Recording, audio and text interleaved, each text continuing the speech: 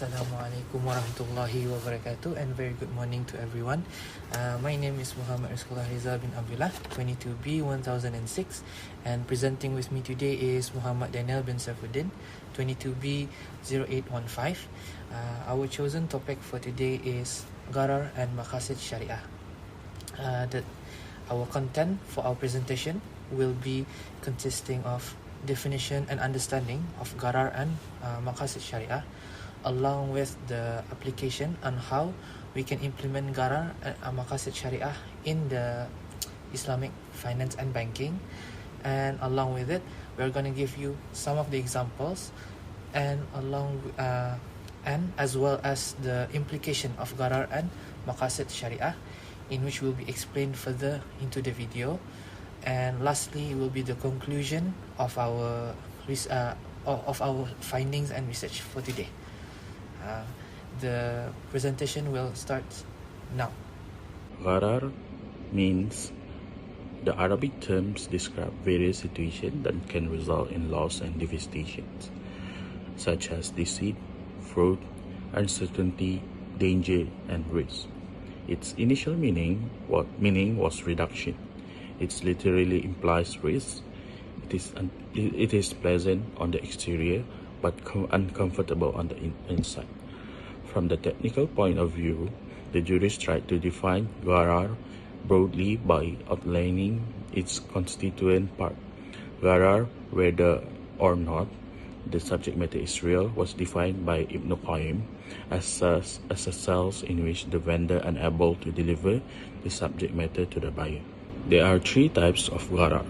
The first one is Gharar Yasir, or the minor Gharar. These both parties may be able to accept a small amount of ambiguity. The second one is the intermediate Gharar, or the Gharar Mutawasit. This is Muslim jurists have disagreed depending on the ijtihad and associate with whether it is Gharar Fahish or Gharar Yasir. Finally, the third one is the major Gharar, or Gharar Fahish, this is uncertainty that impact the central idea of the topic, like selling a bird in the sky.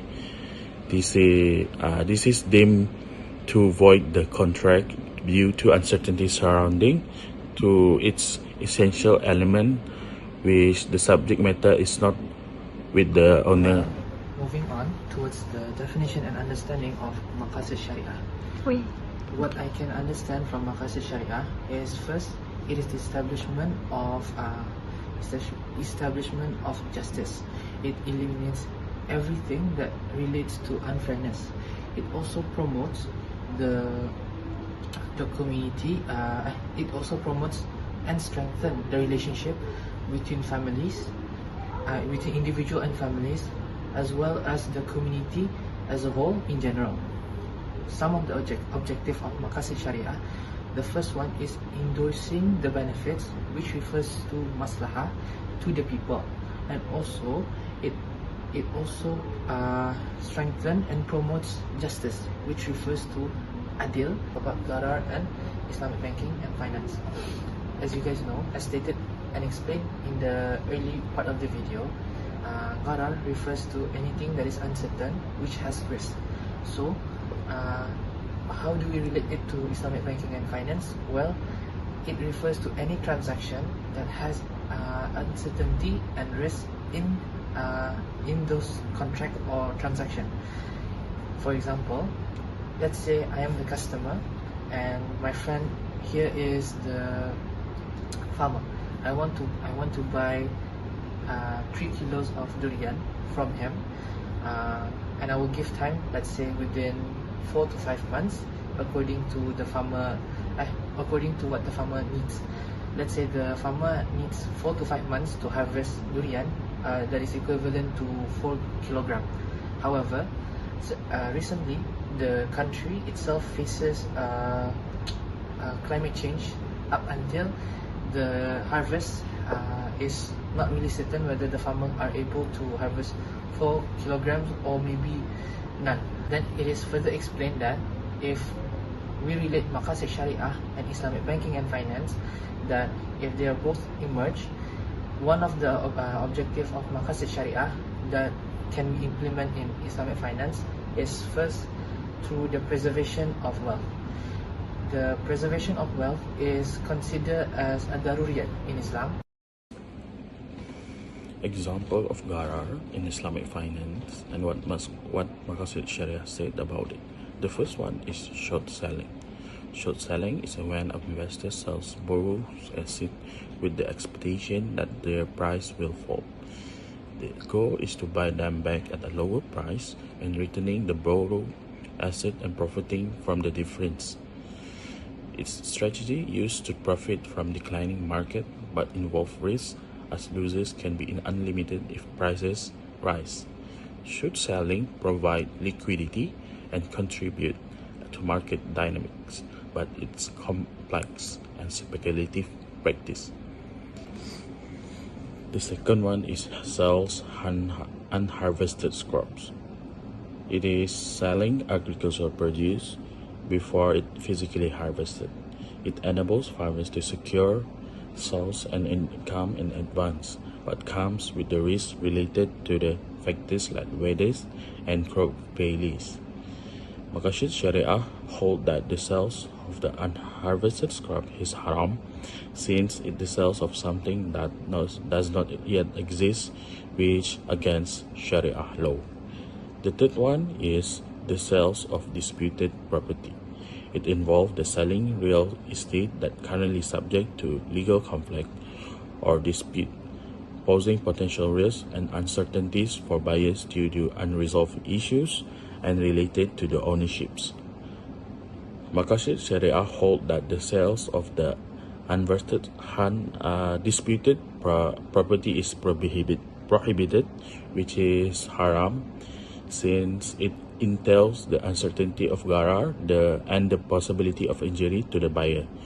When a property is contested or disputed, it's possible the ownership isn't proven completely, which might result in more disagreement. The ethical and moral principles underpinning Islamic finance are reflected in the application of Gharar and maqasid Sharia.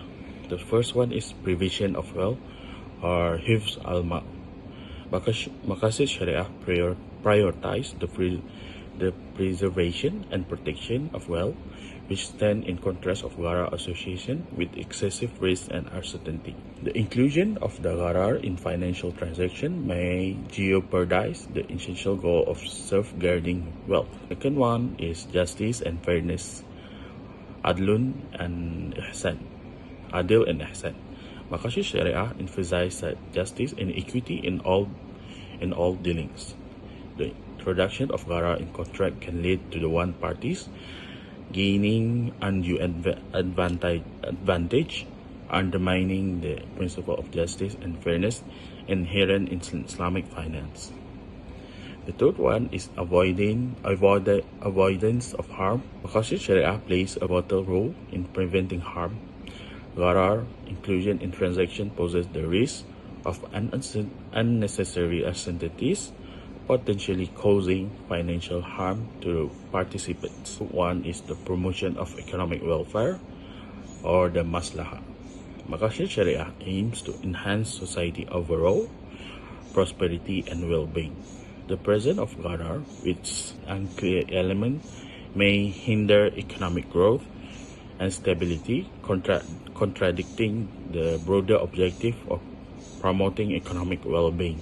Conclusion: in summary, the interaction between Gharar and maqasid Sharia in Islamic finance highlight the challenge of balancing ethical principles with financial transactions, while maqasid Sharia emphasizes wealth preservation, justice, harm avoidance, and economic welfare.